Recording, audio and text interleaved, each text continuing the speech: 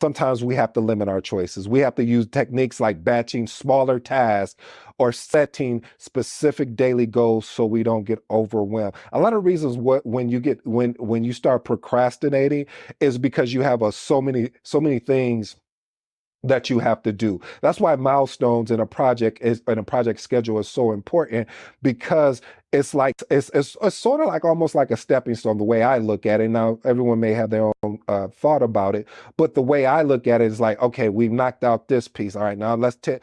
Oh, I even got a better example. It's like chipping away at a big rock or boulder as you're almost creating a masterpiece in a sense. So as you're chipping away at each one of these milestones, you're starting to see the actual end result or the output of the actual project.